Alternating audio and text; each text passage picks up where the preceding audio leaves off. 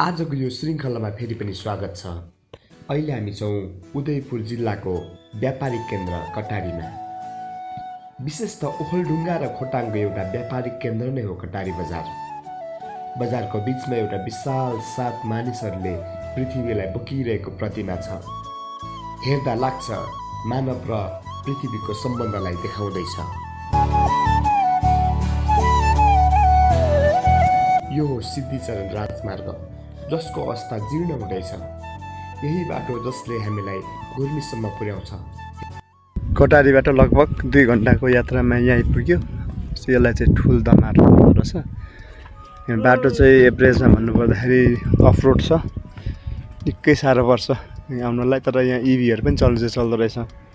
तर निकै कठिनका साथ अझै पनि अब कति छ पुग्नु थाहा छैन। निकै एकदमै सङ्घर्षपूर्ण यात्रा भइरहेछ। यहाँको बाटो तल देखिँदैछ, त्यहाँबाट यस्तो भएर घुमेर फेरि यतापट्टि निस्केर हामी जान्छौँ। ल ठुलदमार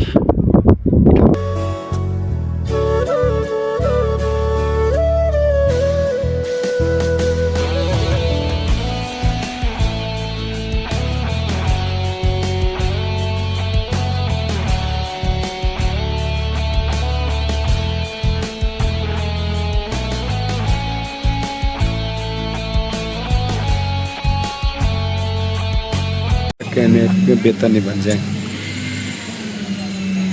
हामीलाई आउने बाटो यो यस्तो हुन्छ।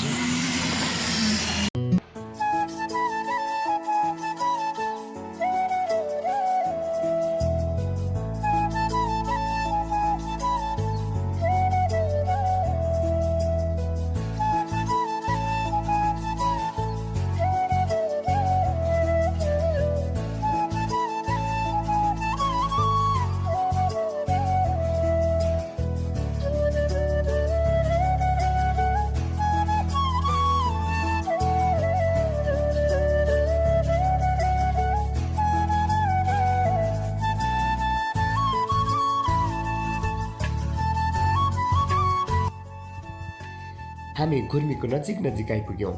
तल सुनकोशी नदी बगिरहेको छ, जसको किनारमा मध्य पहाडी लोकमार्ग अर्थात् पुष्पलाल राजमार्गलाई हामी देख्दैछौँ। सुनकोशी 6वटा नदीहरूमा मिसिएर सप्तकोशी हुन पुग्दछ। भनौँ सप्तकोशीको एउटा सहायक नदी सुनकोशी। आज घल्ली चाहिँ यस्तो छ। ट्याक्कै हामी आइपुग्यौँ गुर्मी भन्ने स्थानमा। लगभग 3 घण्टा अराउन्डको यात्रामा हामी आइपुग्यौँ। हामी जानुपर्ने यता हो। हामी आएको थियौँ यो बाटो। यो चाहिँ काठमाडौँ जाने बाटो। यहाँबाट 176 किलोमिटर रहेछ काठमाडौँ। अब हामी चाहिँ यहाँ त यता लाग्छौँ। ल कटारीबाट यहाँसम्म आइपुग्नुको लागि चाहिँ 3 घण्टा अराउन्ड लाग्यो। 47 किलोमिटर मात्रै रहेछ। तर अधिकांश बाटो चाहिँ अफ रोड, लगभग 5-6 किलोमिटर जति चाहिँ पिच रहेछ। त्यहाँदेखि चाहिँ प्रायः अफ रोडै छ। त्यो कारण हामी टाइम लाग्यो। यो तलबाट हामी कोशी पुग्छौँ। कोशी पुल तरेर हामी फेरि जान्छौँ।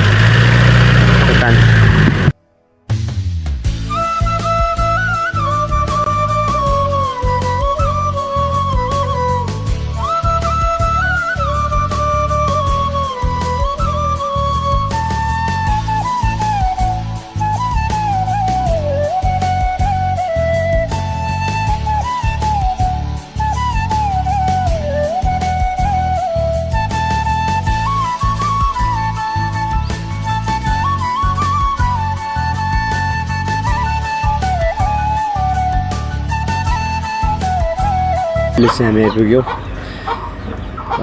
गुर्मी भन्ने ठाउँमा। लगभग कटारीबाटको 47 किलोमिटरको अराउन्ड यात्रामा हामी आइपुग्यौँ। यहीँ पुग्नको लागि लगभग हामीलाई अराउन्ड 3 आवर 3 घण्टा लगभग लाग्यो। बाटो निकै अफ रोड रहेछ। अब हामी यहाँबाट हामी जान्छौँ हलेसी खोटाङ हुँदैतिर हामी लाग्छौँ। लगभग त्यहाँसम्म पुग्नको लागि पनि 46 किलोमिटर अराउन्ड हामीले हिँड्नुपर्छ। र यहाँदेखि उता चाहिँ अनि अधिकांश पिच छ अरे। अनि हामीलाई सायद सजिलो हुन्छ होला। अनि यहाँबाट हामी काठमाडौँ पनि जान सक्छौँ। र काठमाडौँ जाने बाटो पनि अधिकांश अफ रोड छ भन्ने कुरा हामीले बुझ्यौँ। 176 किलोमिटर यहाँदेखि हामी लाग्नुपर्ने रहेछ काठमाडौँ। ल आजको हल्ली चल्ली यस्तो छ। हामी ठ्याक्कै ओखलढुङ्गा र यता उदयपुरको सिमानामा छ।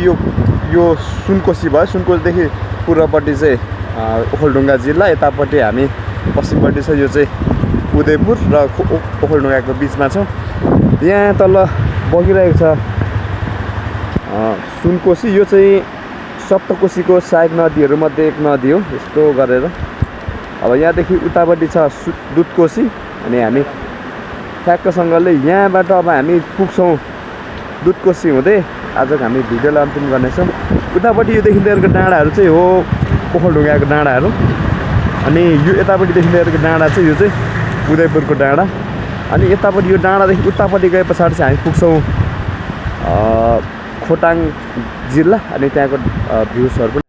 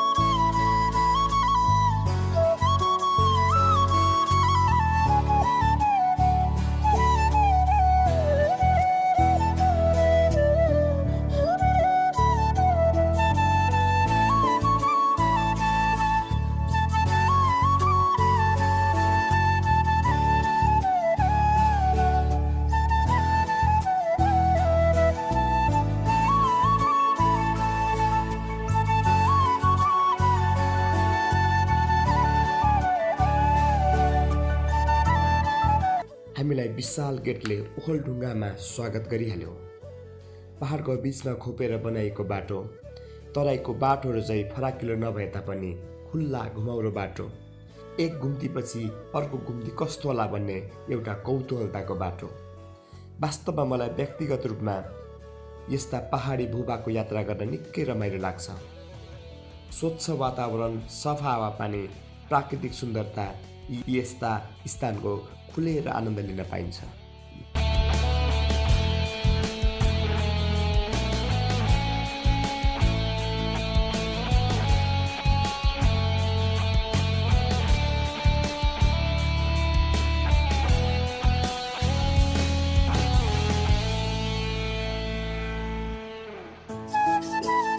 हिले पानी जसले सिद्धिचरण राजमार्ग र मध्य पहाडी लोकमार्गलाई छुट्याउँदछ। यहाँबाट बायाँ गए युगकवि स्वर्गीय सिद्धिचरण श्रेष्ठज्यूको जन्मस्थल पुग्न सक्छौँ भने दायाँ गए हलेसी, दिक्तेल हुँदै भोजपुर र खोटाङको सिमाना चखया भन्जाङ हुँदै धनकुटा तेह्रथुम हुँदै अगाडि बढ्न सक्छौँ।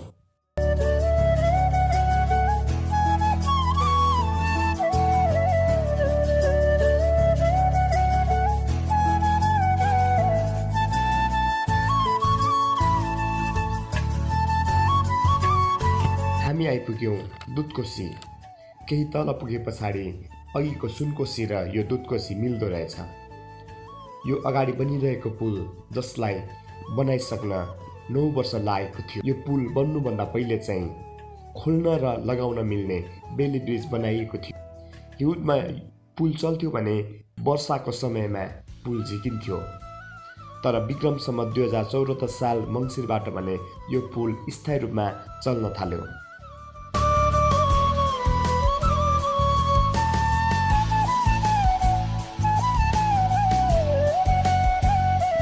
यो हो खोटाङ जिल्लाको हलेसी तुवाचुङ नगरपालिका।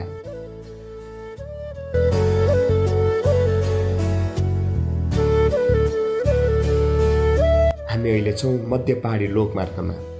यही बाटोले हो हामीलाई तेल भोजपुर हुँदै अगाडि बढाउने। कन्टिन्यू 10.5 घन्टा हिँड्नेमा चाहिँ हामी यो ठ्याक्कै हुरुङ भन्ने ठाउँ आइपुग्यौँ। यो चाहिँ हलेसीबाट निकै वर रहेछ। यहाँबाट हामी जान्छौँ दिक्तेलबाट हामी फेरि पुग्छौँ चखेवा र चखेवा चाहिँ भोजपुर र खोटाङको सिमाना हो। यो चाहिँ ठ्याक्कै हामी खोटाङमा छ। निकै चिसो भइरहेछ, यस्तो बादलहरू आइरहेछ यस्तो गरेर यतापट्टि यस्तो छ। अहिलेको क्लाइमेट चाहिँ पुरा उसु लागिरहेछ अनि यात्रा ठिकै रह्यो। खुरकोटदेखि घुर्मीसम्मको यात्रा चाहिँ निकै कठिन यात्रा भयो। अनि घुर्मीदेखि यता आउँदाखेरिको यात्रा चाहिँ राम्रै भयो। पिचै रहेछ, कालो पत्रे रहेछ, राम्रो छ बाटो।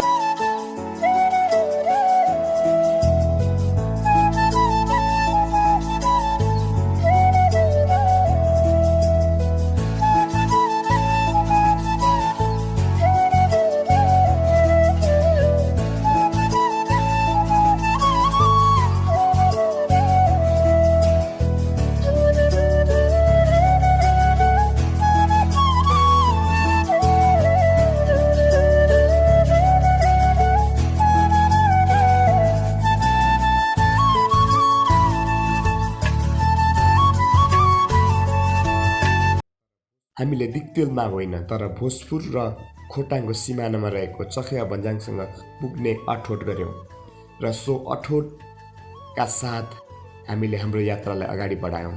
हेरौँ चखेवा भन्ज्याङ पुग्नलाई कति टाइम लाग्दो रहेछ।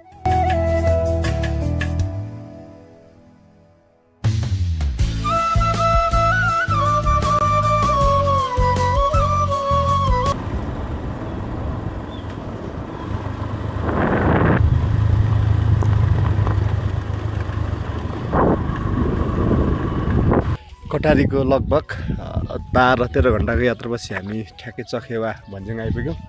अनि अन्त बाटोमा ठाउँ चाहिँ निकै अप्ठ्यारो रहेछ। अनि दिक्तेलदेखि यता अनि यो चखेवा भन्ज्याङ आइपुग्ने बेलामा चाहिँ लगभग 7 किलोमिटर अराउन्ड चाहिँ निकै अप्ठ्यारो बाटो रहेछ। तर पनि हामीले सहज तरिकाले आइपुग्यौँ। त्यहाँ चाहिँ हामी राति भएको कारणले पनि होला सायद निकै हामीलाई आउन साह्रो पर्यो। अनि यो अहिले चाहिँ हामी चखेवा छौँ। अब हामी भोजपुर पुग्छौँ। भोजपुरदेखि हामी फेरि झर्छौँ। कटारीबाटको बाटो निकै अप्ठ्यारो बाटो।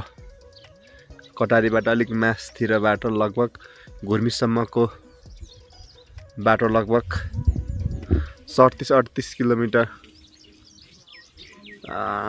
बाटो, एकदम कच्ची बाटो। अनि त्यहाँदेखि फेरि घुर्मीबाट हामी खोटाङ हलेसी हुँदै अनि दिक्तेल हुँदै यता छिरो। अनि अलमोस्ट यताको बाटो राम्रो छ। तर यहाँ अब चखेवा भन्ज्याङ आइपुग्ने बेलाको बाटो चाहिँ निकै अप्ठ्यारो बाटो छ। तपाईँहरू यो बाटो हिँड्नुभएको छ भने तपाईँहरू राम्रो बाइक ड्राइभ गर्न सक्नुहुन्छ भने आउनु होला। गाडीहरू कुद्नु चाहिँ कुद्दो रहेछ तर पनि बाटो चाहिँ एकदम बिग्रेको रहेछ। ल अब हाम्रो ब्लगलाई हामी अन्तिम गर्छौँ अनि फेरि अर्को एपिसोडमा हामी भेट्नेछौँ। हुन्छ, धन्यवाद।